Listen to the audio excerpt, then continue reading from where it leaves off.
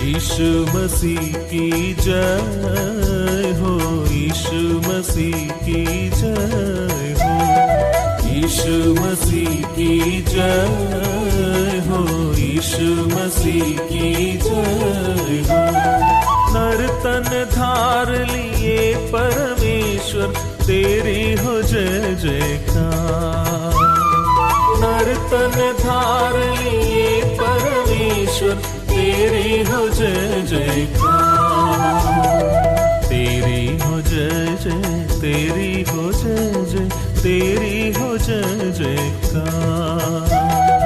तेरी हो जय जय, तेरी हो जय जय। प्रभु यीशु मसीह के सर्वश्रेष्ठ नाम में आप सभी प्रियजनों का आज के आराधनात्मक मनन में प्रेम से हृदय पूर्वक स्वागत। अय्यूब की पुस्तक में 14वें अध्याय के 14वें वचन में अय्यूब के द्वारा पूछा गया एक प्रश्न मनुष्य के लिए बहुत ही महत्वपूर्ण है। वह पूछता है, यदि मनुष्य मर जाए तो क्या वह फिर जीवित होगा? अय्यूब जब मृत्यु के बाद के जीवन का विचार करता है तो वह अपने आशाहीनता, असहायता और निर्बलता को जानता है। वह जानता है कि मनुष्य अपने पापों के कारण परमेश्वर का बैरी है और परमेश्वर के उपस्थिति से दूर किया गया है। वह परमेश्वर से मेल मिलाप पाने के लिए कुछ नहीं कर सकता है। अय्यूब परमेश्वर से मेल मिलाप पाने के आशा में एक मध्यस्थ या बिछुई के विषय में अय्यूब की पुस्तक 9वें अध्याय के 33वें वचन में कहता है, हम दोनों के बीच कोई बिछुई नहीं जो हम दोनों पर अपना हाथ रखे। परमेश्वर पर जो उसका विश्वास है और मनुष्य पर पाप का प्रभाव और उसका परिणाम वह जानता है। इसीलिए तो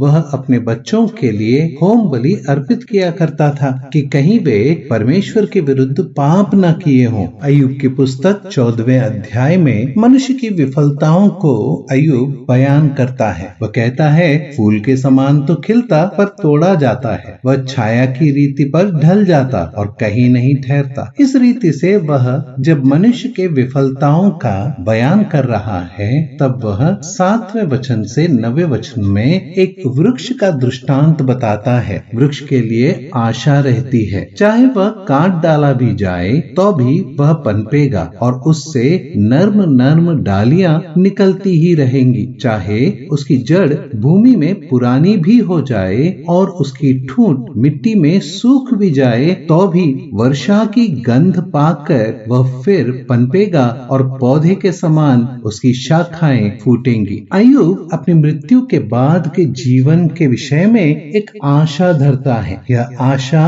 परमेश्वर पर भरोसा, विश्वास रखने के कारण है। मृत्यु के बाद वह जी उठेगा और अपने उद्धारकर्ता परमेश्वर को वह देखेगा। यह उसकी आशा है। मृत्यु के बाद जी उठने के संदर्भ को जो हम पुनरुत्थान कहते हैं, प्रभु यीशु मसीह के पुनरुत्थान के विषय में आज हम मनन करना चाहेंगे। नए नियम के प्रारंभ से प्रेरितों ने प्रभु यीशु मसीह के पुनरुत्थान के विषय में चर्चा की, सुसमाचार में सुनाया और पत्रिकाओं में उसका विश्लेषण भी दिया है। कुरिन्थियों को लिखी गई पौलुस की पहली पत्री के 15वें अध्याय में पौलुस पुनरुत्थित प्रभु यीशु मसीह के 6 गवाहों के विषय में बयान करता है। तीमुथियुस को लिखी गई पौलुस की दूसरी पत्री 2 अध्याय के 3 वचन में पौलुस तीमुथियुस को ढाढ़स देता है। वह कहता है, यीशु मसीह के अच्छे योद्धा के समान मेरे साथ दुख उठा। वह चाहता है कि तीमुथियुस अपने पूरे हथियार बंद को लिए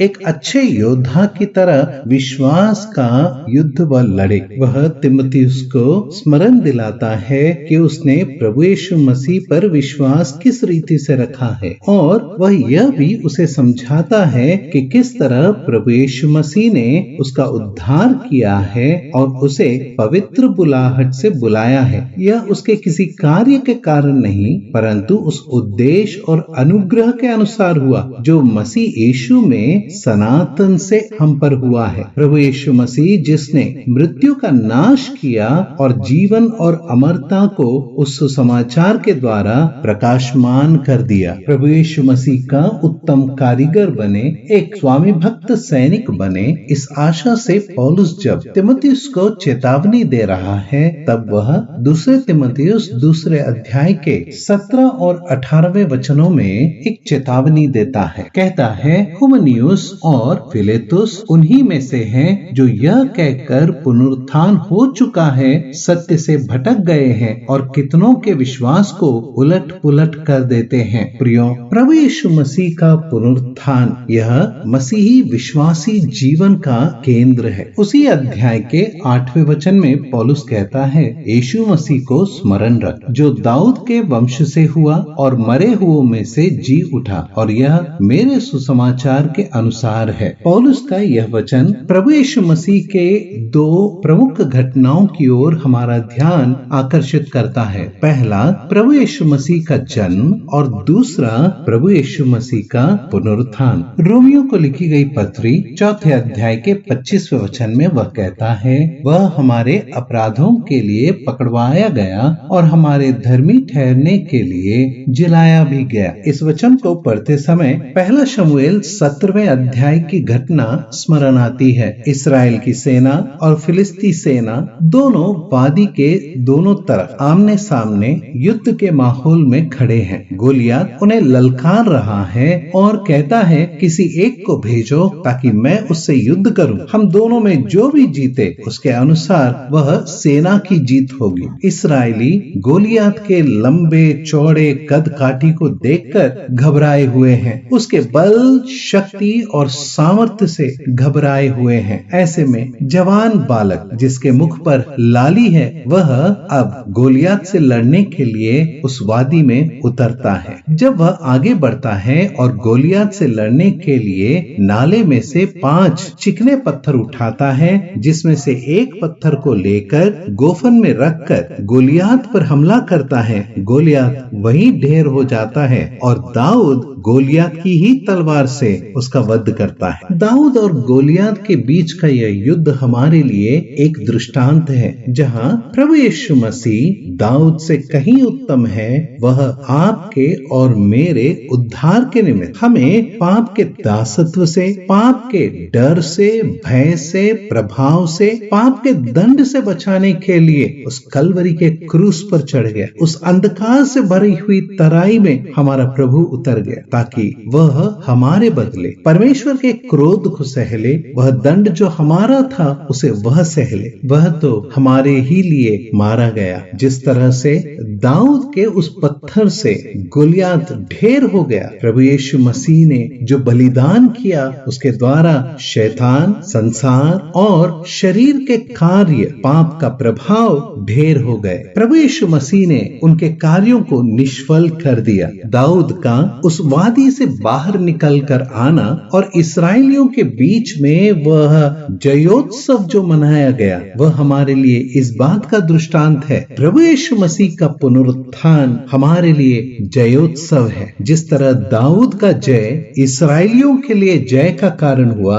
प्रभु यीशु मसीह का जय हमारे लिए जय का कारण है। प्रभु यीशु मसीह का पुनरुत्थान हमारे लिए पुनरुत्थान की आशा है। जिस आशा के लिए अय्यूब इंतजार करता रहा, उस आशा में हम प्रवेश कर चुके हैं। हालेलुया! परमेश्वर का हम आज धन्यवाद करें। उसके पुनरुत्थान के द्वारा मनुष्य जाति के लिए एक नई आशा और एक नया भविष्य तैयार हुआ है। जो कोई प्रभु यीशु मसीह पर विश्वास रखते हैं, वे प्रभु यीशु मसीह की तरह पुनरुत्थित होंगे और उनकी आशा प्रभु यीशु मसीह में पूरी होगी। उस पुनरुत्थित प्रभु यीशु मसीह को स्मरण करते हुए आइए प्रियो, हम परमेश्वर का धन्यवाद करें। महिमा, आदर, गौरव, सम्मान प्रभु यीशु मसीह के मधुर और मीठे नाम में परमेश्वर पिता को मिले। आमीन।